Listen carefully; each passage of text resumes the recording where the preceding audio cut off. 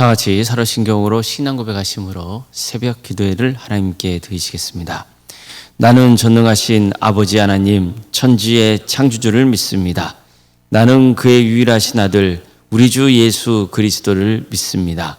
그는 성령으로 잉태되어 동정녀 마리아에게서 나시고 본디오 빌라도에게 고난을 받아 십자가에 못 박혀 죽으시고 장사된 지 사흘 만에 죽은 자 가운데서 다시 살아나셨으며 하늘에 오르시어 전능하신 아버지 하나님 우편에 앉아 계시다가 거기로부터 살아있는 자와 죽은 자를 심판하러 오십니다. 나는 성령을 믿으며 거룩한 공교회와 성도의 교제와 죄를 용서받는 것과 몸의 부활과 영생을 믿습니다. 아멘. 찬송가 375장 찬양하시겠습니다. 찬송가 375장입니다.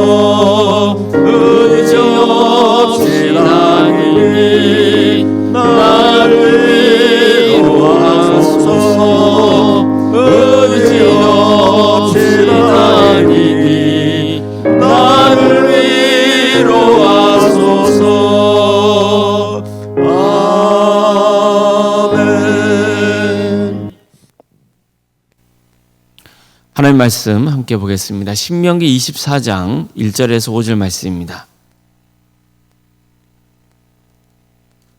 신명기 24장 1절에서 5절 말씀입니다.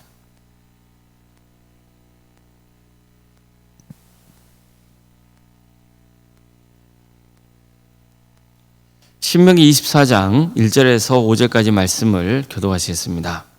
사람이 아내를 맞이하여 데려온 후에 그에게 수치되는 일이 있음을 발견하고 그를 기뻐하지 아니하면 이혼 증서를 써서 그의 손에 주고 그를 자기 집에서 내보낼 것이요. 그 여자는 그의 집에서 나가서 다른 사람의 아내가 되려니와 그의 둘째 남편도 그를 미워하여 이혼 증서를 써서 그의 손에 주고 그를 자기 집으로 내보냈거나 또는 그를 아내로 맞이한 둘째 남편이 죽었다 하자 그 여자는 이미 몸을 더럽혔은즉 그를 내보낸 전 남편이 그를 다시 아내로 맞이하지 말지니 이 일은 여호와 앞에 가증한 것이라. 너는 내 하나님 여호와께서 내게 기업으로 주시는 땅을 범죄하지 말지니라. 사람이 새로이 아내를 맞이하였으면 그를 군대로 내보내지 말 것이요 아무 직무도 그에게 맡기지 말 것이며 그는 1년 동안 한가하게 집에 있으면서 그가 맞이한 아내를 즐겁게 할지니라. 아멘.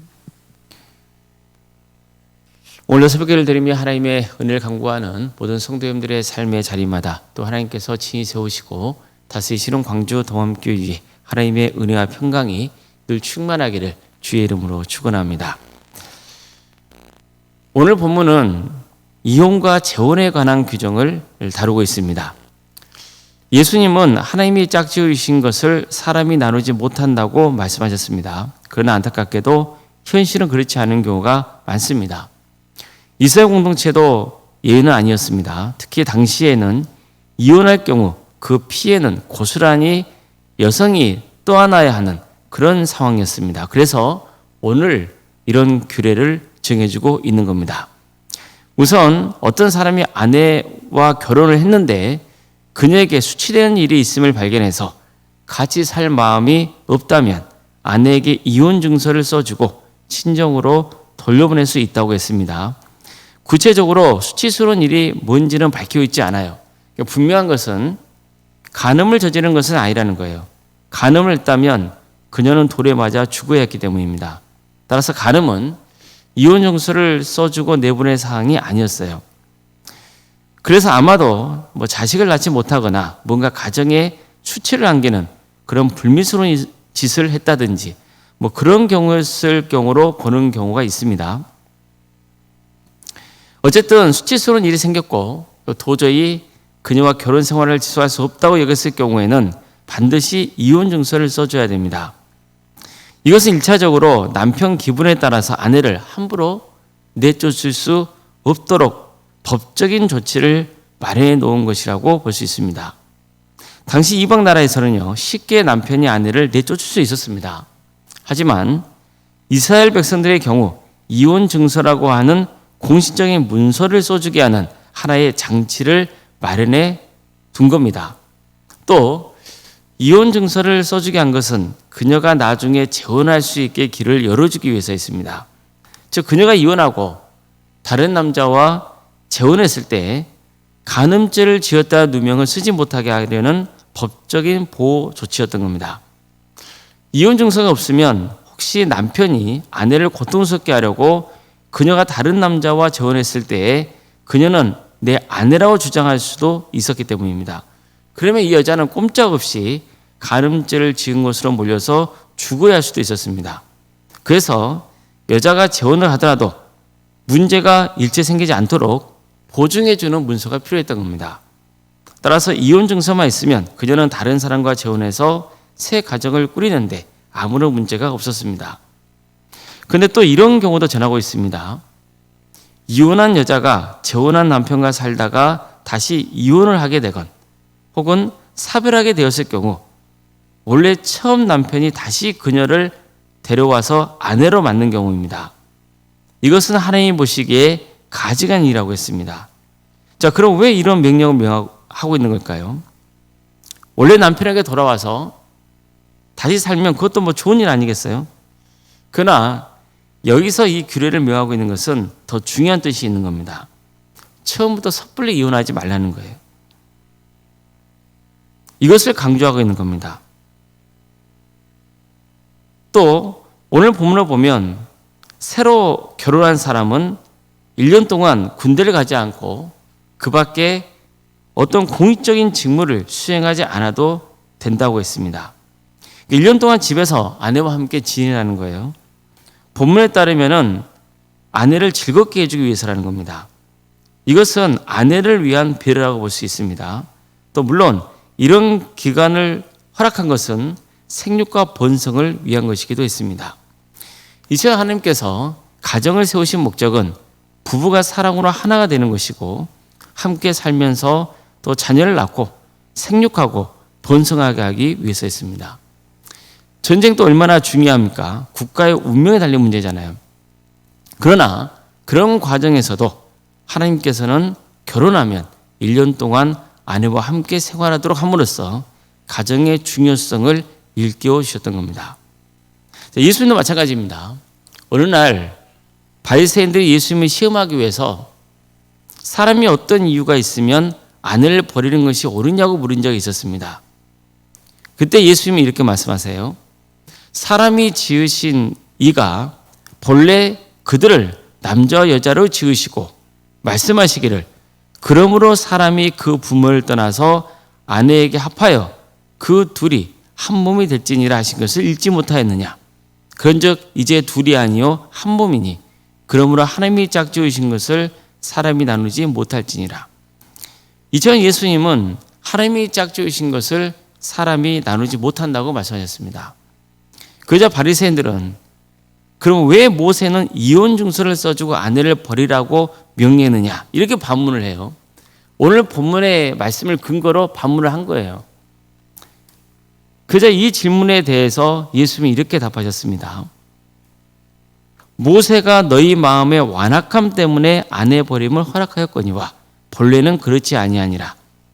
내가 너희에게 말하노니 누구든지 음행한 이후에 아내를 버리고 다른 데 장가들은 자는 간음함이니라. 다시 말해서 모세가 이혼 증서를 써주라고 한 것은 이스라엘 백성들이 완악했기 때문에 부득이 미한 것이라고 알려주신 겁니다. 따라서 만약 간음 외에 아내를 버리고 또다시 장가를 간다면 간음한 것이라고 말씀하셨습니다. 그저 예수님의 제자들의 반응이 뜬금없어요. 예수님께 이렇게 말을 하는 거예요. 만약 이처럼 이혼하기가 어렵다면 차라리 결혼하지 않는 게 낫겠다고 이렇게 말을 해요. 그만큼 이 문제가 당시에도 민감했던 거죠. 이건 무슨 뜻이에요? 정말 예수님의 가르침대로 아내를 아끼고 사랑하는 마음을 가지고 가정을 지키는 마음보다는 내 마음에 안 들면 얼마든지 아내를 내줄 수 있는 거 아니냐 이렇게 주장하고 있는 거예요. 마치 예수님의 말씀이 남성의 권리를 침해당하고 있다는 느낌을 받게 된 거죠. 하지만 이것은 하나님의 뜻도 아니고 당연히 예수님의 뜻도 아닌 거예요. 결국 하나님의 뜻이나 예수님의 가르침은 일맥상통합니다. 결혼은 신성한 것이고 함부로 이혼하는 것은 잘못된 거예요. 그럼에도 불구하고 인간이 악하기 때문에 어떤 이유로 이혼을 하게 된다는 거죠. 그럴 경우는 이혼 증서를 써주라고는 하지만 그게 되도록 이혼하지 말라는 뜻이지 이혼 증서만 써주면은 얼마든지 이혼할 수 있다는 뜻은 아니라는 것을 가르쳐주고 있는 겁니다. 핵심은 결혼을 유지하기 위해 최선을 다하라는 거예요. 물론 어쩔 수 없이 이런 경우가 있을 수 있잖아요. 예를 들어 폭력을 행사하거나 간음을 하거나 도무지 더 이상 결혼 생활을 수행할 수 없는 문제가 생길 수 있어요. 그런 지경에 이르지 않도록 함께 노력하는 게 중요하죠. 특별히 하나님의 마음은요, 늘 약자를 향해 있습니다. 비록 어떤 이유에서건 이혼했다고 해서 평생 동안 또 죄책감을 가지고 사는 것도 하나님은 바라지 않으십니다.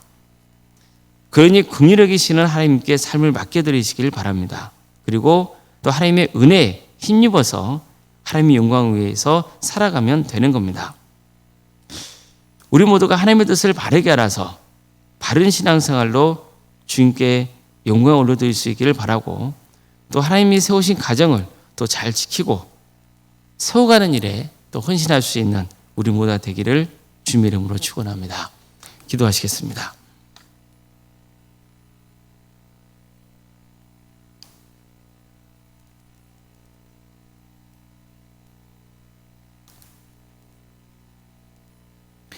사랑하는 하나님, 오늘도 우리에게 새로운 날을 허락해 주시고 또 하나님의 은혜 속에 살아갈 수 있도록 인도해 주셔서 감사드립니다. 우리가 하나님의 말씀을 통해서 얼마나 가정을 주께서 귀하게 여기시고 또 이 가정을 통해서 선한 영향을 끼치기를 바라시는지를 오늘 말씀을 통해서 다시 한번 깨닫게 하심에 감사드립니다. 주님, 우리의 가정을 지켜주시고 또 선하게 인도하여 주시옵소서. 죄 가운데 거하지 않도록 도와주시고 특별히 어려움에 처한 영혼들을 주님께서 긍휼히 여겨 주셔서 그들을 위로하여 주시고 또 선한 길로 인도하여 주시옵소서. 세상은 너무나 악하고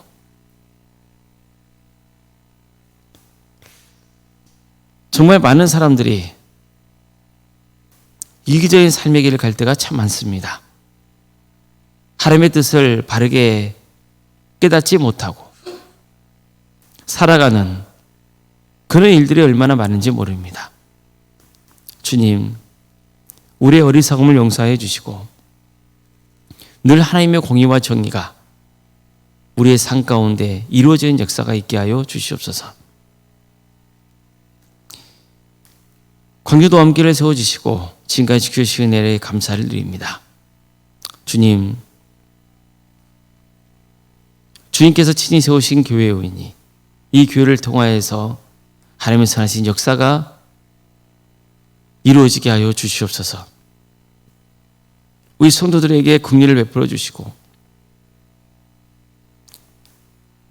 한 해의 복을 충만히 부어 주시옵소서.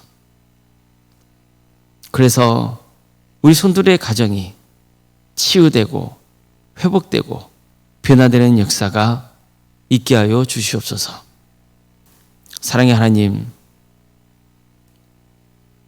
긍휼을 베풀어 주시옵소서. 유수인 질병으로 어려움에 처해 있는 성도들, 또 관계의 문제 때문에, 또 경제적인 형편 때문에, 또 직장과 사업의 문제로, 자녀손들의 문제로 여러 문제를 놓고 주님 앞에 기도하고 있는 또 성도들이 있사오니 주님께서 그들 긍휼히 주시고 그 기도를 들어주시고 응답하여 주시옵소서. 하나님의 섭리가 있다는 것을 늘 고백하게 하여 주시고 어떤 경우에도 시험에 들거나 믿음의 자리에서 멀어지지 않도록 그 영혼을 끝까지 붙들어 주시옵소서. 사랑의 주님, 학으로 직장으로 또 군복무 등으로 또 객지에 나가 있는 성도들 어느 자리에 있건 그들의 안전을 지켜주시고 주의 영광을 위해서 살아갈 수 있도록 인도하여 주시옵소서. 우리에게 여러 부서를 가심에 감사드립니다. 각각의 부서마다 주께서 친히 함께하여 주셔서 우리 성도들이 서로 주님 안에서 연합하고 하나 되게 하여 주시고 함께 기도하게 하여 주시고 또 함께 섬기게 하여 주시고 그래서 우리의 신앙이 더욱더 자라고 성숙해지며 세상을 향하여서 하나님의 은혜를 흘려보낼 수 있는 복된 공동체가 될 수 있도록 인도하여 주시옵소서. 올로선과 사모님을 주께서 기억하여 주셔서 성령 충만케 하여 주시고 평안의 축복을 보여주시며 신앙의 명가로 세워지는 역사가 있도록 인도하여 주시옵소서. 주님, 이 나라의 민족을 주께서 긍휼히 주시옵소서. 하나님의 공의와 정의가 바로 세워지는 복된 나라 되게 해주시고 하나님의 뜻 안에서 이 민족을 통해 복음이 증거되는 거룩한 역사가 있게 하여 주시옵소서. 특별히 북한 땅에 하나님의 복음이 증거되게 하여 주시고 이 민족이 언젠가 하나 되어서 땅까지 복음을 증거하는 거룩한 민족을 세워지게 하여 주시옵소서. 주의 나라를 선신하고 있는 목회자들, 선교사들이 있사오니 주님 그들의 삶 가운데 함께하여 주시고 그들을 통해서 많은 영혼들이 주님께 돌아오는 거룩한 역사가 있게 하여 주시옵소서. 주님, 오늘은 2025년 또 마지막 날입니다. 하나님께서 1년간 지켜주신 또 은혜에 감사하고 또 내년에 주님께 삶을 맡겨드리기를 바라는 마음으로 송구영신 예배를 드리게 됩니다. 우리 모든 성도들이 한 자리에 나와서 주님을 예배하며 내년에도 주님을 예배하는 예배자로서 삶을 살아가고 또 주의 뜻을 이루어드리는 하나님의 축복을 또 강구하는 은혜의 시간이 될 수 있도록 역사하여 주시옵소서. 모든 걸 주님께 의지하오며 살아계신 예수님의 이름으로 기도드리옵나이다. 아멘. 하늘에 계신 우리 아버지, 아버지의 이름을 거룩하게 하시며 아버지의 나라가 오게 하시며 아버지의 뜻이 하늘에서와 같이 땅에서도 이루어지게 하소서. 오늘 우리에게 일용할 양식을 주시고 우리가 우리에게 잘못한 사람을 용서하여 준 것 같이 우리 죄를 용서하여 주시고 우리를 시험에 빠지지 않게 하시고 악에서 구하소서. 나라와 권능과 영광이 영원히 아버지의 것입니다. 아멘. 광고 말씀드리겠습니다. 오늘 저녁 11시에 송구 연신 예배가 있고요. 그리고 내일은 새벽 기도회가 없습니다. 참고로 알려드립니다. 각자 기도하시겠습니다.